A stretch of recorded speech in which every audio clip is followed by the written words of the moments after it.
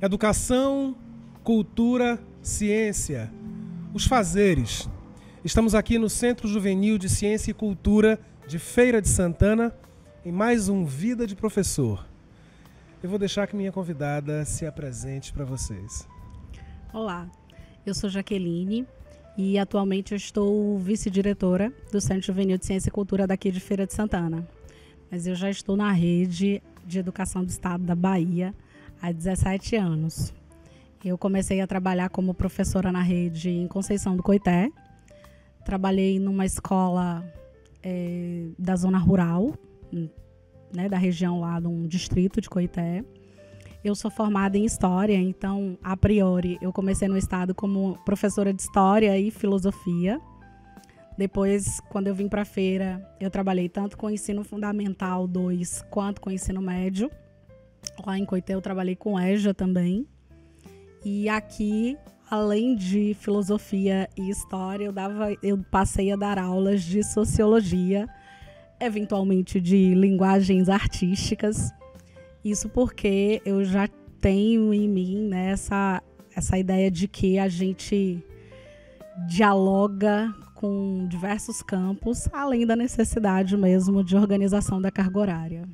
Eu queria que você falasse um pouquinho para a gente desses fazeres de professora ao longo do tempo, mas de maneira mais específica aqui no centro. Quais são os fazeres, o que é que você faz, como é o seu cotidiano de professora?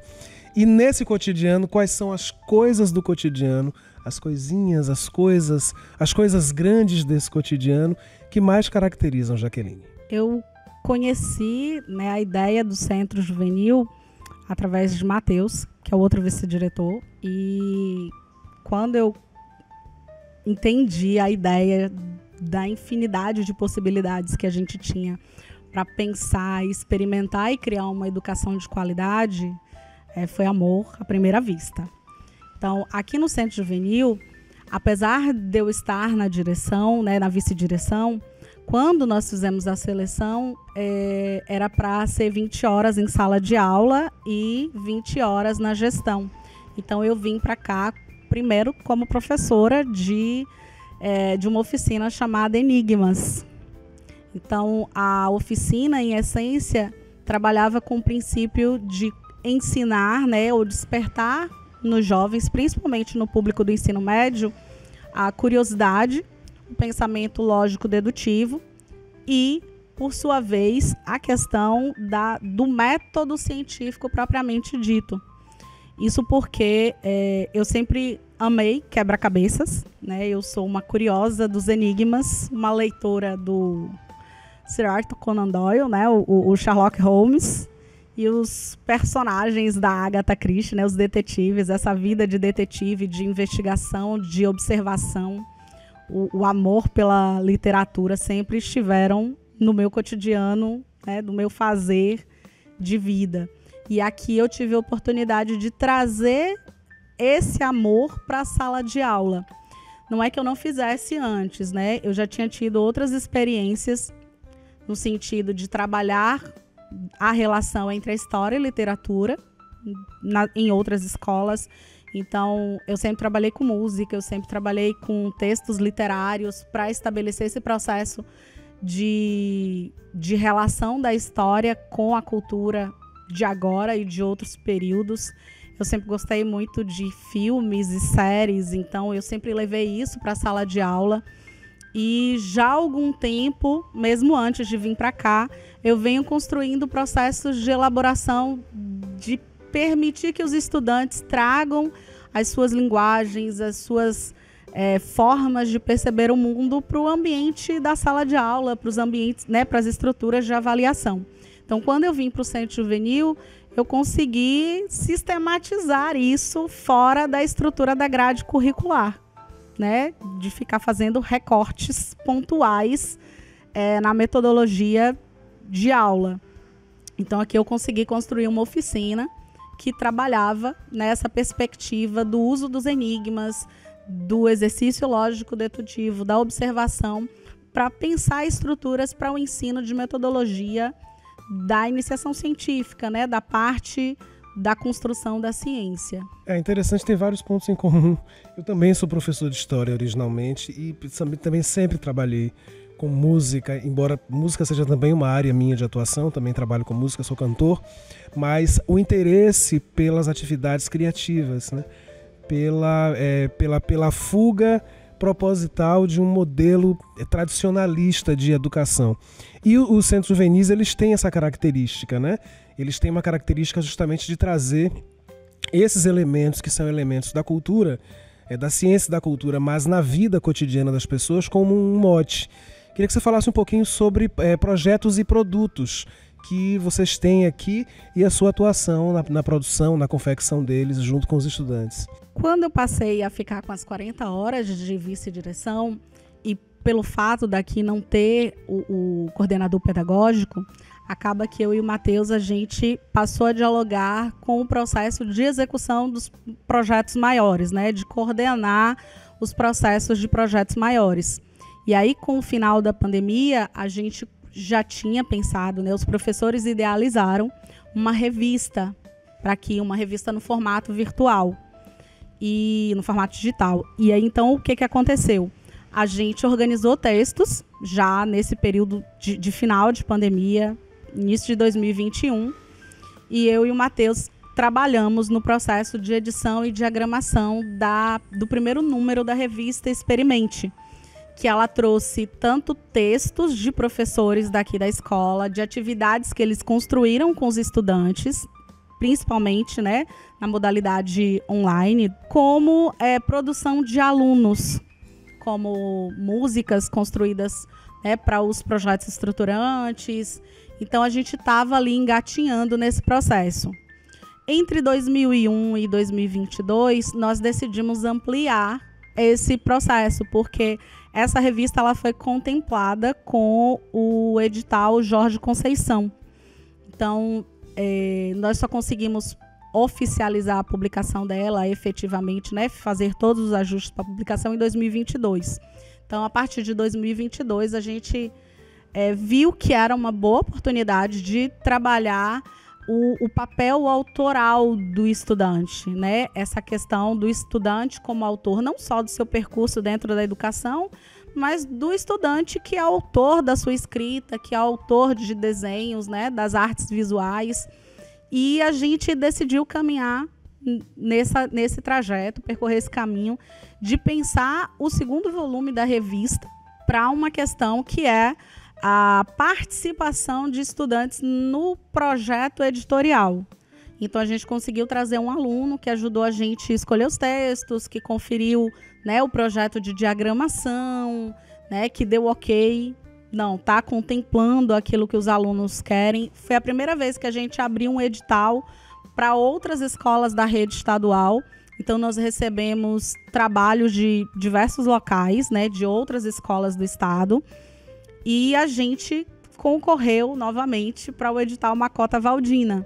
Então, essa revista ela foi lançada em maio desse ano, né? A segunda edição saiu em maio desse ano. 2024.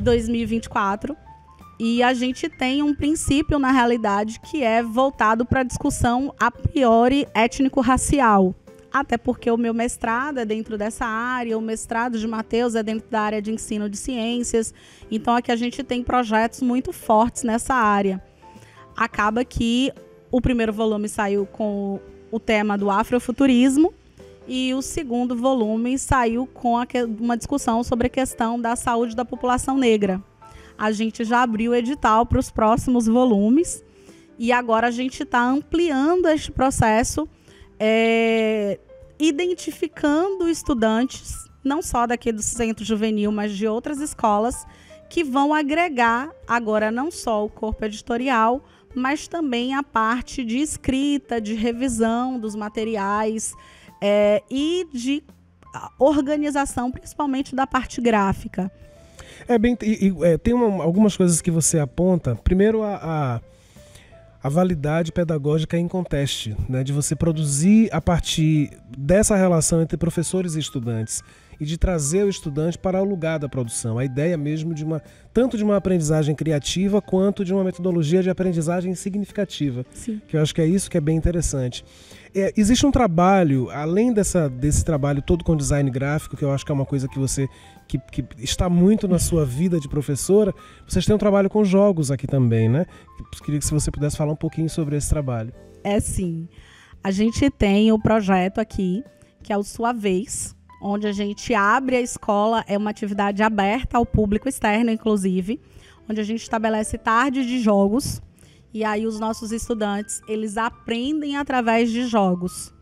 É interessante você falar isso, porque eu fui supervisora do PIBID, né, já algumas edições, e nós recebemos o pessoal do PIBID de História aqui na escola durante a pandemia. Nós fizemos oficinas no formato virtual, né? E aí, como supervisora, eu acompanhei todo o processo de produção e de organização dos estudantes. E um dos pibidianos comentou uma vez comigo sobre essa questão de usar os jogos para aprendizagem. Logo que nós saímos, né, que a gente abriu as escolas novamente, eles vieram aqui para a escola e num dos dias eles jogaram, né, o Dixit, que a gente traz sempre para os alunos, que é um jogo fantástico, principalmente gráfico, né, na parte da percepção de linguagem. E depois que ele jogou, ele fez assim, e não tem aula, não? Eu fiz, vamos sentar aqui e pensar no que a gente aprendeu hoje? Né? Você trabalhou argumentação, você trabalhou discurso, você trabalhou percepção visual, né? Então, assim, nós construímos um processo de educação, de formação, inclusive, que desconstrói um pouco aquele sentido de aula formal, tradicional, dentro de 4 paredes, né, com giz ou piloto, mas não, que hoje dá alergia, mas com piloto, quadro e o professor falando e o aluno escrevendo. Então, a gente pensa mais num processo de interação. Sim. Então, a minha experiência, por exemplo, durante a pandemia, com a questão da construção de oficinas voltadas para jogos, nós criamos uma oficina chamada Bola na Rede. E essa oficina tinha um caráter que era dentro da história, né? A gente elencou um amor do estudante, do pibidiano, que é o futebol, e ele trouxe isso para a construção do ensino de história. Então, nós estabelecemos 3 momentos temporais, né? O início da implementação da construção do futebol, a década de 1970 e agora os anos 90 para os anos 2000, para pensar a questão étnico-racial na implementação do futebol, né, os preconceitos raciais durante o período de implementação, principalmente aqui no Brasil. A gente tem, inclusive, a história do Vasco, né? Esse ano saiu a camisa em comemoração ao centenário, relacionado a essa questão da luta pela possibilidade de jogadores negros poderem participar do esporte. Durante a ditadura militar, a gente estabeleceu a relação entre política e futebol, porque a gente tem a Copa de 70, você tem todo o processo, né, das músicas relacionadas para a Frente Brasil e do futebol como um elemento aglutinador da cultura nacional. E agora, nos anos 2000, a discussão sobre a relação entre a participação das mulheres no futebol. Então, a gente estabeleceu 3 marcos temporais. E aí, qual era a ideia da oficina? Os meninos construíram cards, né? Muito comum você ter os álbuns de figurinhas do futebol. E eles construíram cards. A gente estabeleceu regras de pontuação para cada jogador, a nível de gol, participação em clube, a nível de envolvimento sociopolítico, que os estudantes conseguiram identificar. Então, eles tinham todo um trabalho de pesquisa para identificar esses jogadores, porque na rodada, né, a gente se reunia virtualmente para fazer a apresentação de cartas e para pontuar as cartas, o porquê dos pontos, como é que funcionava. Então, assim, eles jogavam, né, eles criavam, editavam as cartas, organizavam a pontuação. Então, tinha todo um estudo de matemática, né, não só da base da matemática, multiplicação, soma, divisão, mas como princípio de estabelecer temporalidade, de estabelecer marcos. Então, a gente trabalhou com português, com história. Sim. Foi um trabalho muito bacana durante a pandemia. E a gente utilizou elementos da gamificação, a gente utilizou elementos de vários jogos, na realidade, para construir esse jogo online, onde os estudantes aprenderam sobre conteúdos de diversas áreas do saber e não apenas da história. Então aqui a gente tem um foco muito voltado para a questão da interdisciplinaridade, para sair um pouquinho da caixa da disciplina e pensar que a gente está numa vida Sim. que ela é múltipla, né? Ela, ainda que seja necessário a questão da construção disciplinar, o conteúdo ele não é separado, ele não é isolado. Então aqui a gente consegue aplicar essa percepção desse conteúdo que faz parte da vida. É a questão do olhar, né? Sim. A discussão de interdisciplinaridade, ela não leva a uma dissolução dos componentes, Sim. a uma dissolução das especificidades, mas a uma inter-relação, estabelecimento de uma inter-relação. A conversa está ótima, mas eu gostaria muito, muito que você agora dissesse assim, colocasse para mim, pra gente, né? O que é que ser professora? O que é que te faz cotidianamente inspirar-se e respirar na vida de professora? Minha dissertação de mestrado, para mim, foi uma chave para virar essa questão de percepção sobre educação. Quando eu entrei na universidade, eu comecei a pesquisar um indivíduo chamado Teodoro Sampaio, que dá nome a uma das nossas cidades, mas também dá nome a uma cidade de São Paulo. Teodoro Sampaio me foi apresentado e eu fiquei encantada com uma fala de uma dissertação escrita sobre ele nos anos 80, na década de 80. Sendo negro, viveu como branco, pois aquele era seu mundo. E eu queria entender quem era este negro que viveu como branco, né? Por que ele saía? E acaba que, depois de 15 anos de pesquisa, né, até a conclusão do mestrado, que eu comecei na graduação, eu entendi que a grande sacada para eu pesquisar Teodoro era justamente entender o poder que a educação teve na vida dele. Porque ele, sendo filho de escravo, ele não teria acesso à educação no século XIX. Mas como ele foi, né, ele também era filho de um padre, ele teve acesso à educação institucionalizada. Então, assim, o poder que a educação tem é justamente de permitir que pessoas que muitas vezes não têm esperança, e a gente que está na escola pública trata muito com isso, de ver jovens, adolescentes que não têm esperança e dizer para eles, é possível mudar, é possível você fazer o seu futuro ainda com um cenário desfavorável. A gente precisa ter essa esperança. E aqui eu preciso estabelecer um ponto que é impactar importa. Às vezes a gente não consegue alcançar todo mundo. A ideia da representatividade no seu sentido mais pleno, né? E de que a escola foi capaz de promover a construção de caminhos, né? A escola não construiu os caminhos, mas ela promoveu a construção de caminhos, né? A escola é isso. A escola é esse lugar de possibilidades, de você apresentar mundos desconhecidos, de você permitir que um aluno que vive num ambiente completamente desconfortável, ele seja acolhido, ele seja visto, ele seja enxergado, nem que seja só pelo abraço, pela escuta, né? A gente tem estudantes aqui que é só o momento de escuta. Ele só precisa falar. E aí, quando ele vai para a sala de aula, a gente na gestão tem muito esse processo da escuta, né? Chega na sala da gente ali e conversa. Às vezes ele só quer alguém que escute ele. E isso dá a possibilidade dele conseguir organizar a cabeça dele para aproveitar melhor o horário de aula. Então, como eu falei, eu fui supervisora do PIBID e eu aprendi muito com o mundo da filosofia. E eu sempre gostei de fazer perguntas. E essa é uma prática que a gente leva para a gestão, que a gente leva para a sala de aula, que é não dar a resposta pronta para o aluno, mas é devolver com outra pergunta para que ele seja capaz... Maiêutica socrática, né? Total, de aí sistematizar a sua própria resposta, que é aquilo que faz sentido para ele. Porque às vezes a minha resposta não faz sentido para o aluno.